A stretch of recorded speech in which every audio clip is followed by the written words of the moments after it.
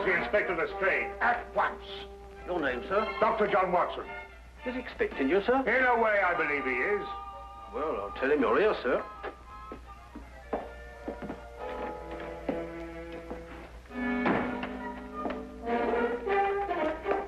You can go in, sir.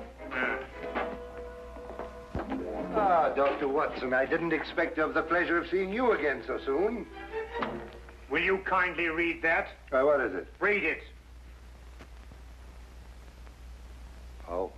Yes, sir. Oh. I think it's disgraceful, sir. Absolutely disgraceful. What? Yes, and I'm glad you're here so that I can tell it to you personally. Why, you and I both know that it was Sherlock Holmes who solved the Cunningham case. If it wasn't for his brilliance and his persistency, the facts would never have been brought to light. And I think it's scandalous, sir, that the newspapers should have given me all the credit and said so very little about his magnificent achievement. What do you think, Doctor? Well, I absolutely agree with you. I'm glad you're on my side, Doctor. Why, of course. I'm so glad you take it that way. Well, what does Holmes think? Oh, he doesn't mind. You know, he doesn't care who gets the credit. Oh, dear old Holmes, such a modest fellow. Yes, well, look, you must give him my kind regards. Yes. And tell him that, although I know he doesn't think anything about it, I intend to get the newspapers to get the facts straight. Well, that's very good of you, Inspector. Oh, what's Holmes doing these days? Well, the last time I saw him, he was playing about with a lot of ink smudges and talking about the prints that fingers make. No. Good old Holmes, always experimenting. Inspector Lestrade, sir. Yes, what is it? There's been a murder reported at the home of Lord Beryl. What, Lord Beryl of the Foreign Office? That's him, sir. I'll be right with you. Excuse me, Doctor. Yes, of course. Lord Beryl. It's going to be a tricky situation to handle, what with the Foreign Office and who knows what else. Yes, indeed. Can I be of any assistance? I don't think so, Doctor. Oh, perhaps as a medical man. Mind you, I don't know what to expect, but I think you could be of invaluable assistance. Say no more. Here's the address, sir. Your carriage is waiting outside. Oh, thank you very much. Perhaps you'd care to acquaint Sherlock Holmes with what has happened. Well, I don't know. I don't know myself what's happened. As you said, the people involved make this case rather delicate. Perhaps a little suggestion now and then might help facilitate matters. One never knows. Yes, you're so right. Take a message to Mr. Sherlock Holmes of 221 Baker Street. 221B. Yes, of course, 221B Baker Street. Tell him what has happened and drive him to Lord Beryl's residence. Yes, sir. And tell him Dr. John Watson is already there. The flat's the first floor up. Yes, sir. Very good, sir.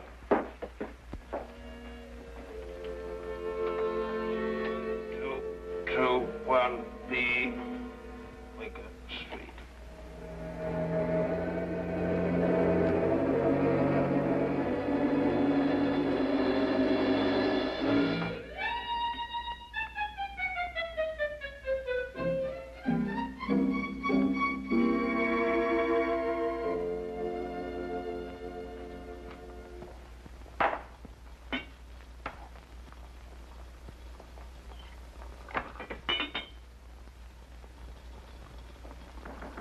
Come in. Excuse me, Mr. Holmes. Yes? A message for you, sir. There's been a murder committed at the home of Lord Beryl. Inspector Lestrade and Dr. Watson have already gone there. Thank you. Would you care to have some tea? Some tea, sir? Yes. Is that what you're making? Oh, come along. Come and have a look at this. I'm working on an extract from a special series of pygmy poisons. Oh, very interesting, sir. Tea? Well, yes, I don't mind if I do. You take milk? Yes, sir, please, sir, if I may. Splendid. Sugar? Thank you, sir. Where did I put that sugar? Ah, that's it. It's right here. Help yourself. Thank you, sir. So.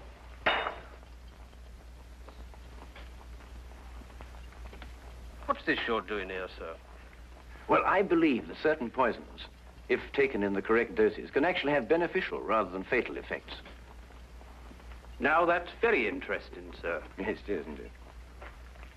What's all this over here, sir? Oh, that? Oh, those are some tropical leaves. They were sent to me by a friend of mine who hunts in that part of the country. The essence, you see, passes through this tube, down here and across the table, and is condensed in that retort there. And what's that stuff in the bottom there? That's lime. That acts as a catalytic agent to combine the essence of the leaves with a dark, tar-like substance, which you can see at the bottom.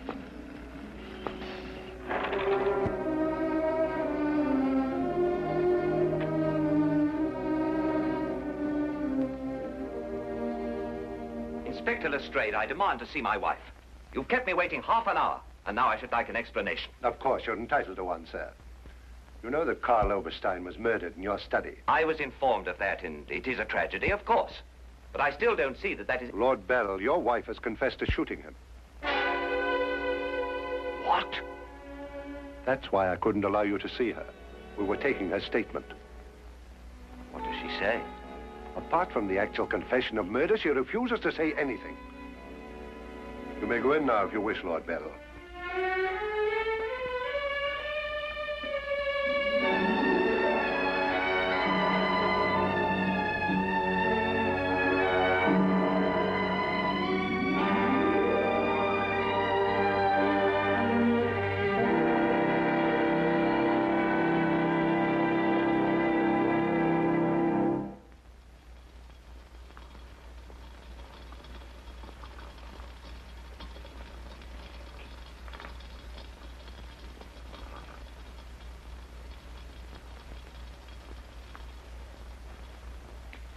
What's that you're putting in now, sir? Well, it's a form of acid dye.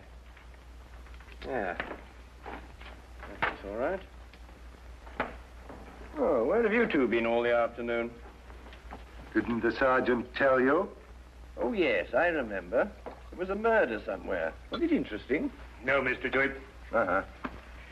Well, Lestrade, come and have whiskey and soda. Whiskey and soda, Lestrade. I don't know. I'll be off duty in 5 minutes. Yes, I think that'd be all right. Neat for me. Well, sit down if you can find yourself a place. There you go.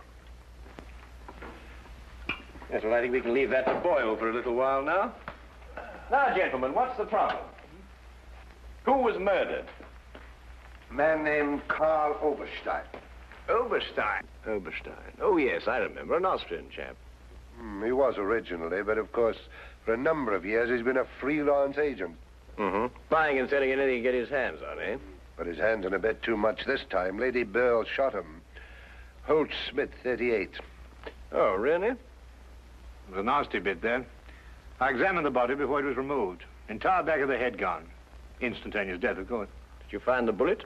No, the police surgeon will do that. It hadn't come out. Yes, and that shot in the back of the head removes any possible chance Lady Beryl may have had of claiming self-defense. You're off duty now, aren't you, Wilkins? Yes, sir. You may go home. Thank you, sir. It's been a pleasure working for you this afternoon, Mr. Holmes. I'd like to know how it all turns out. I'll let you know. Thank you, sir. Good afternoon, sir. I feel sorry for Lord Beryl. There'll be quite a scandal when this appears in the papers. Yes, it certainly will be. I wonder why Lady Beryl lied to you. What nationality was Lady Beryl originally? Well, she was born in Austria, although she was brought up in America. She's been here in England for the past 5 years, since her marriage, you know. It's a shame a woman like her has to remain in prison. Still, she might decide to tell you...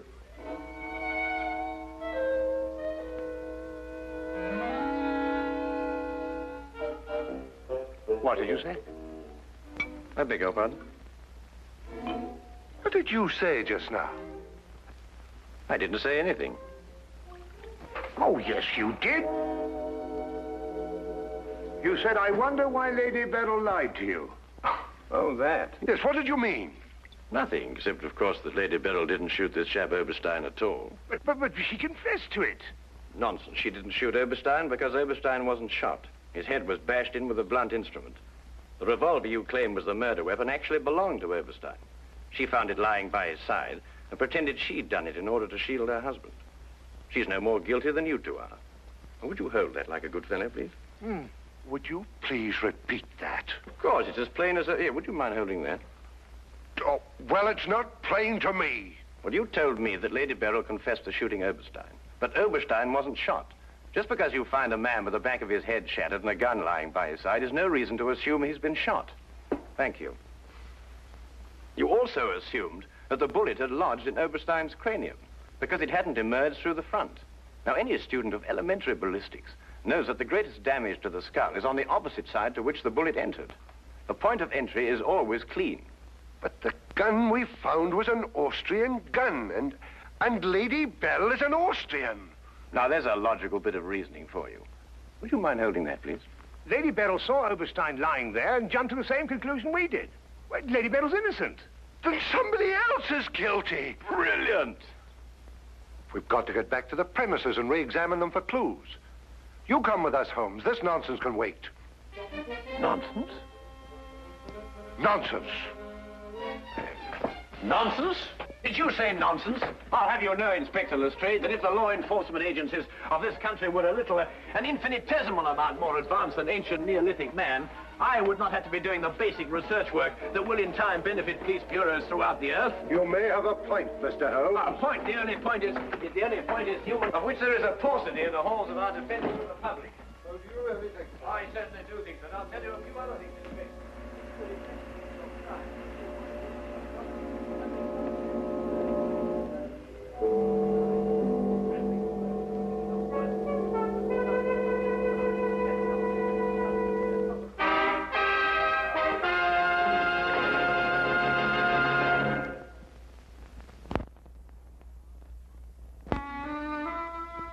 And now we return to the case of Lady Beryl. Yes, is to be dependent 90% on a good memory. Details, Lestrade, those are the things.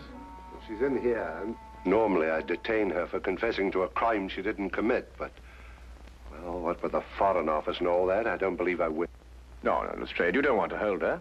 Much easier to solve the crime if she's out. Exactly. Inspector Lestrade.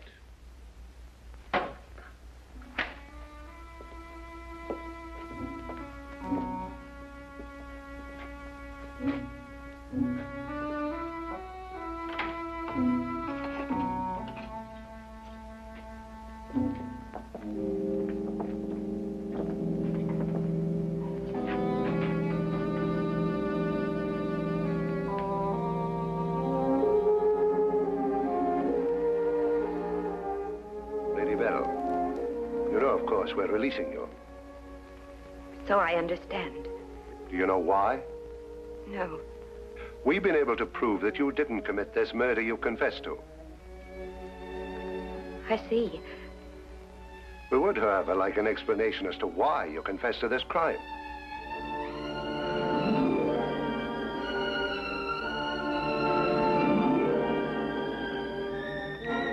I prefer not to explain my actions, Inspector.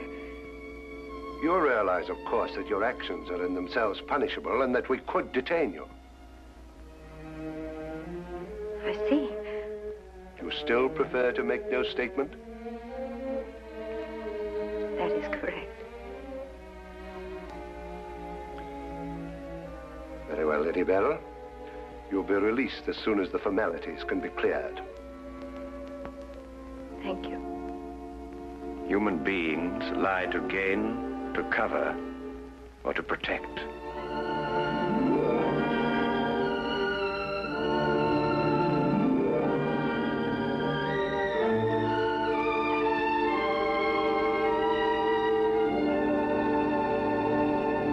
I don't know how to thank you, Mr. Holmes. Please consider me forever in your debt. Not at all. You're in the Foreign Office, aren't you, Lord Beryl? I am. Had you ever met Herr Oberstein before? I had. Exactly when? Last week. For the first time? And the last time. I see. I believe it was his habit to offer large sums of money to men in key positions for the information they may have had in their possession. I believe that was his habit, Mr. Holmes. Thank you. Oh, Lord Beryl, while your wife is on her way here, I wonder if I might look at the premises of the crime. Well, of course, of course. It happened in the study. With your permission. My house is yours, sir. Thank you.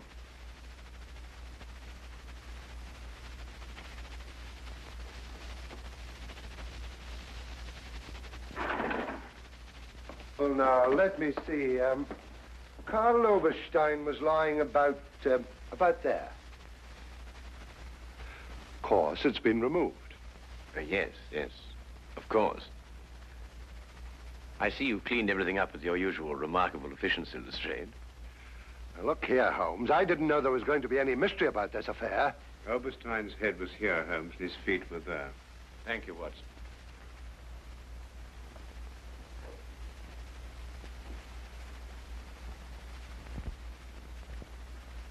Where was the gun lying? To the left of the body. Nearer the head or the feet? Nearer the head. Was Oberstein face up or down? Face up. I had to turn him over to examine him. Has there been any effort made to gain forceful entry into the house? No, none was reported. What? Lord Beryl, do you use glasses when you read? Yes, I do. These? Are they your only pair? Yes. Who first discovered the body? I believe my secretary. Is he here? Yes. I'll call him. Thank you.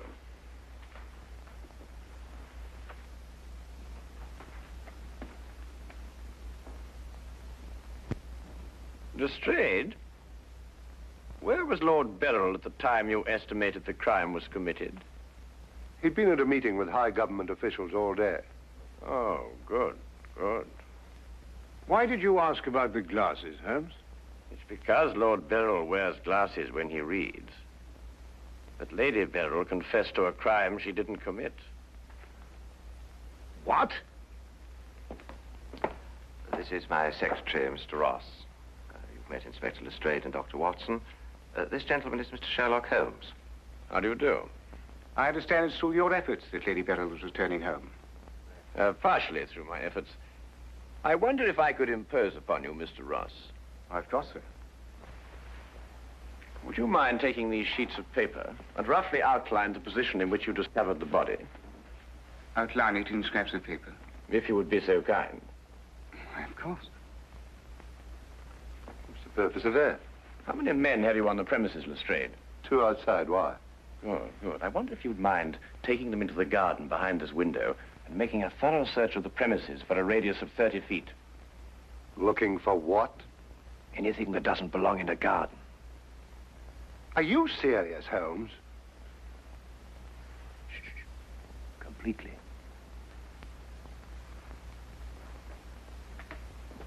Let's got him out of our way. Have you examined your safe, Lord Beryl? I have, Mr. Holmes. All my papers are intact.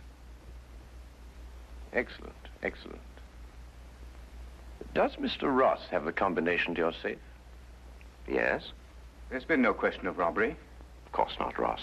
One must ask these questions in an investigation. Of course. Good afternoon, Lady Beryl. Nina, my darling. How are you? I'm all right, George. Quite all right. You must rest. This experience must have been horrible for you. It's all right. It didn't last long enough to be too difficult. I don't know how, but Holmes has solved the entire thing. Has he really? Not entirely, Lady Beryl. Not yet. Do you expect to? I can only hope to. Mr. Holmes, if there's anything I can do to help. If it would not be too much of an imposition, Lady Beryl, I would like you to retake the position in which Mr. Ross discovered you when he entered the room. Mr. Holmes, my wife has had a harrowing experience. Please consider her nerves at this point. You're forgetting, Lord Beryl, that your wife confessed to a crime she didn't commit. The circumstances are somewhat exceptional. But if Lady Beryl would rather not... It's quite all right, George. Now, let me see.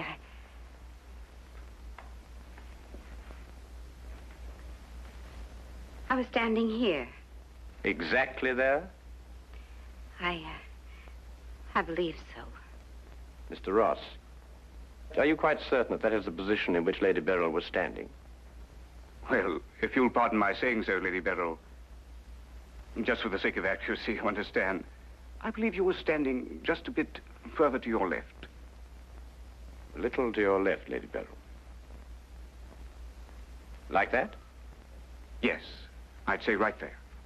Good. Now, Lady Beryl had a revolver in her hand. Mr. Holmes. That is correct. In which hand? My right hand.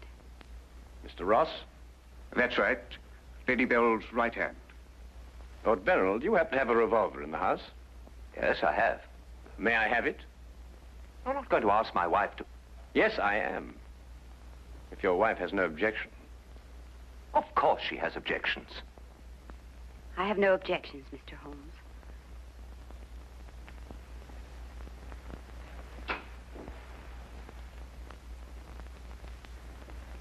Ah, excellent. A .38 caliber. Do you notice, Watson, that it's patterned very closely after the Schmidt-Holtz, the revolver in question? Lady Beryl, is that the way you held it? I believe so. Mr. Ross? Yes, it was like that. Mr. Ross, I'd like you to think very hard. A great deal depends on what you're going to say now. As far as you can remember, that was the position of Herr Oberstein's body? Yes. And where in relation to Herr Oberstein's body and Lady Beryl were the broken eyeglasses? Over there. There? Yes.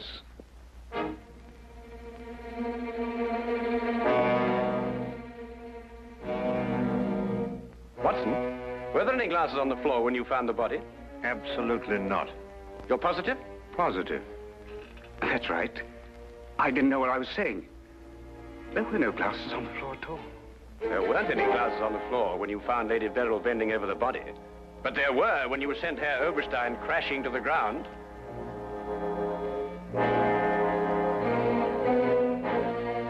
Before you run, Mr. Ross, look at Lady Beryl. I don't understand this, Mr. Holmes. Oh, very simple, really. Herr Oberstein approached you with an offer to buy Foreign Office secrets. You threw him out. Then Ross contacted him, prepared to sell him the secrets. Well, there's nothing missing from the safe. Of course not. If you sold anything, you'd have been found out. Herr Oberstein came here expecting to buy. You opened the safe, showed him the papers he wanted. He put his glasses on to examine them. And then when he paid you, you smashed his skull in. He fell, breaking his glasses. His revolver dropped from his pocket. Then you replaced the papers, pocketed the money, and left. It's a lie. Why, you filthy... The unfortunate point occurred when Lady Beryl discovered the body. You read the evidence incorrectly. I thought the gun was my husband's. Similar, but not the same. And the glasses. A very common variety of frame. You gathered up the pieces, except a few fragments, and threw the frames away. Yes. Then you lied to protect your husband. Yes. Nina. Brilliant, Holmes. Absolutely brilliant. Thank you, Watson.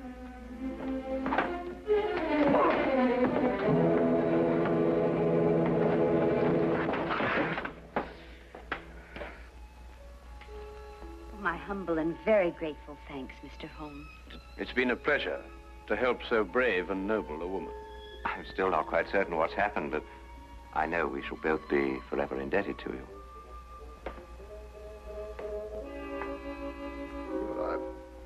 Searched the whole garden, Holmes. Couldn't find anything but this old pair of glasses. They're broken at that. Really? Mr. Holmes has solved the entire case, Inspector. He has? How? By the little things, Lestrade. The little things that one must remember. The little things that make the difference between success and disaster. One must never forget that the difference between... Good heavens. Watson. What is it, Holmes? I left the gas on under the experiment. All Baker Street will be blown up. Holmes, I turned it off. Stay. Hold that. Holmes. Holmes. Holmes.